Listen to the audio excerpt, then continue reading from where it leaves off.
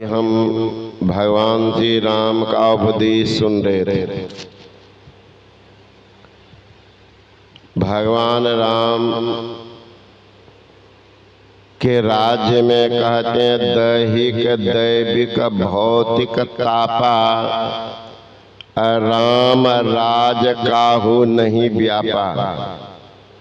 भगवान राम के राज में दैहिक दैविक और भौतिक प्रकोप नहीं होता था। दैहिक दुख कहते हैं देह से उत्पन्न होता है, जैसे सर्दी का होना, बुखार लग जाना, ये सब बीमारी जो है या देह से उत्पन्न होता है। आपके खान पान के कारण, रहन सहन के कारण ये बीमारी अलग से नहीं आई है, शरीर में उत्पन्न हो गया। इसको कहते हैं दैहिक दुख। आप भोज खाने जाते हैं तो देखते हैं कंठ के ऊपर दे देते हैं, तो पेट खराब होगा तो अलग से बीमारी आई कि 1.5 किलो डाल दिए, पचाने की क्षमता नहीं। तो बस देखिए भगवान की कैसी व्यवस्था है, उसमें अगर व्यवस्थित रहे आदमी तो 80% बीमारी को दूर कर लेंगे।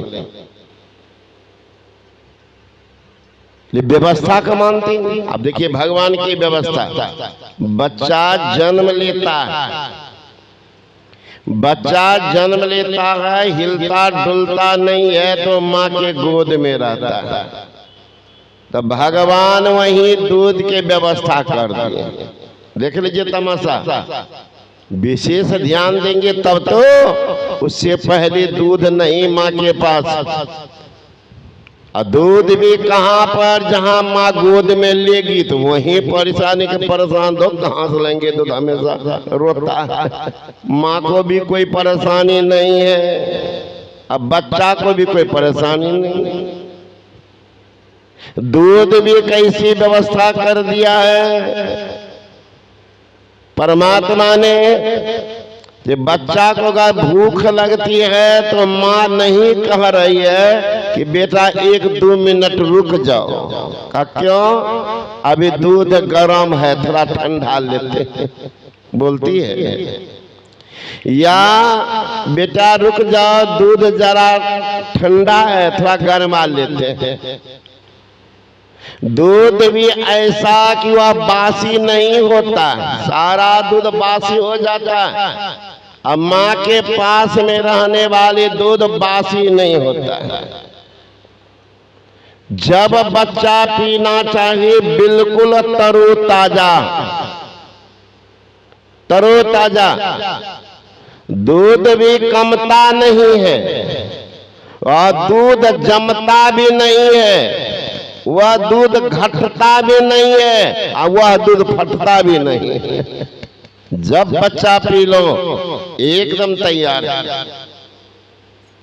बच्चा थोड़ा बड़ा हो गया, अब सिर्फ दूध से काम नहीं चलेगा, तो बच्चा को दलिया या कोई चीज खाने के लिए माई देगी, दांत तो नहीं है, खाएगा कैसे, तो छोटा छोटा एकदम प्लास्टिक का दांत दे देते हैं, प्लास्टिक का दांत, कि जो भी खाएगा मुलायम चीज बच्चा पचा लेगा, प्लास्टिक का दांत।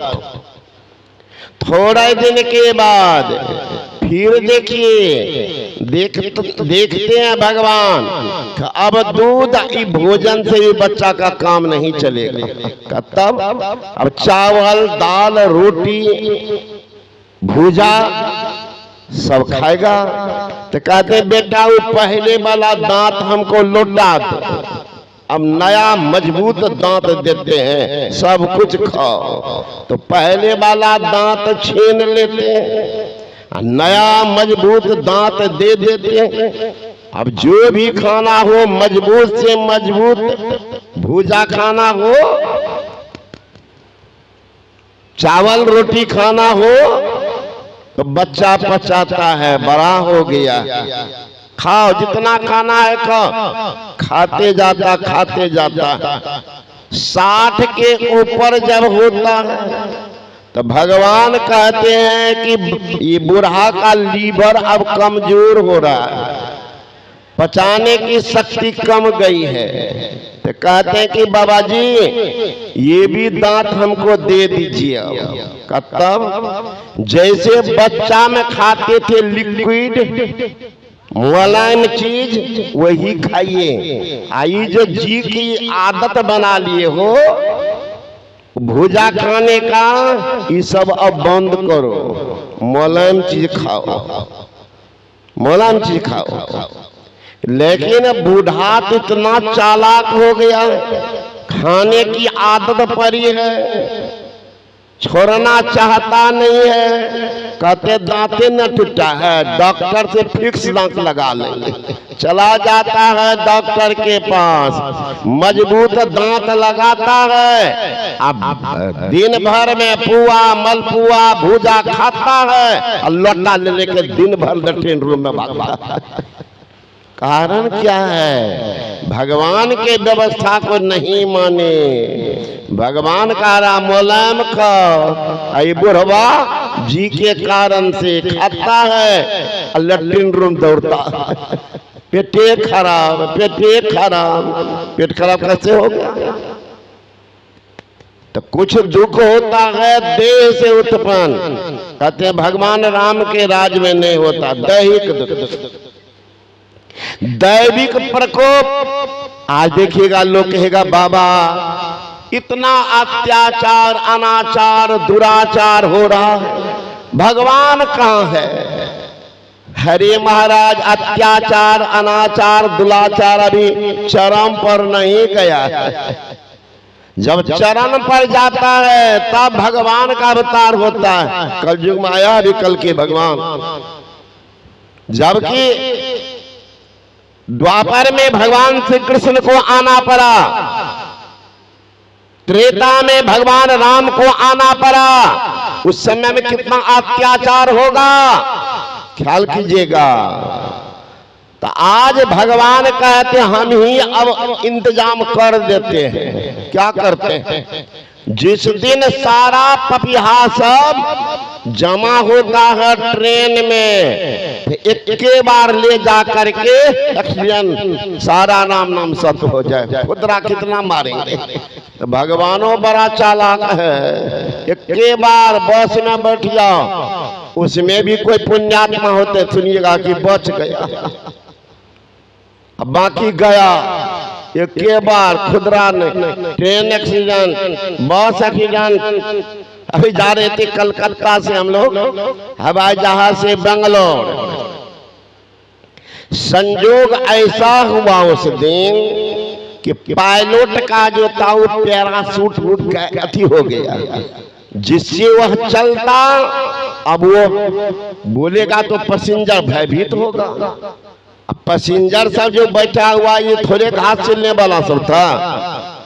पायलट उड़ा रहा है, ऊपर ले जाए बोलता था। अब आपको ऑक्सीजन के काम, तो सबके सामने ऑक्सीजन रहता है, खींच लेता है, पैर खींच ले, नाक में सटा दीजिए।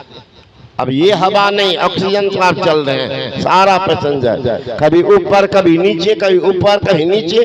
जबकि 2 घंटा का रास्ता था, ज्यादा हो गया, भयभीत हो गया। ये सारा पैसेंजर भयभीत हुआ तो कहने लगे अब हे जहाज में बाबा बैठे हुए नहीं कुछ होगा। मैंने कहा यही तो है, विपत्ति का पहाड़ टूटता तो बाबा जी सुझने लग जाता। बाबा जी तो कलकत्ते में बैठा था, कोई तो नहीं कहा कि नमस्ते बाबा, कोई नहीं बोला होगा, सब पैसेंजर आके बैठ गया। अब देखिए कैसे बाबा जी सुझ रहा। कहने लगा बाबा है, हम लोगों को नहीं कुछ होगा, बाबा कोई पार कीजिएगा। हमने कहा शांत कीजिए, भगवान का नाम लीजिए। संजोग ऐसा गुरु महाराज की परमात्मा की मौज। प्रार्थना तो मैं भी कर रहा था। पायलट को मिल गया रास्ता, फिर नीचे लाया, बेंगलोर एयरपोर्ट पर उतार दिया। जब उतार दिया तब सब पैसेंजर कहने की बाबा आप ही की कृपा से कुछ हुई। कहा नहीं नहीं, वो फरिश्ता कहीं ऊपर बैठे हुए हृदय की वेदना को सुनते हैं। मन मुख हृदय की अगर एकता हो जाए, उस समय का पुकार करेंगे तो आपकी पुकार को परमात्मा निश्चित निश्चित निश्चित सुन लेंगे। हाथ में शिवरनी है, पेट में कतरनी है, अब भागवत गीता का पाठ रोज कर रहे हैं, पढ़ते पढ़ते आप मर जाएंगे, आपकी प्रार्थना परमात्मा नहीं सुनेंगे। हाथ सिमरनी, पेट कतरनी, अब पढ़े भागवत गीता, हृदय शुद्ध किया नहीं बोरे, कहत सुनत दिन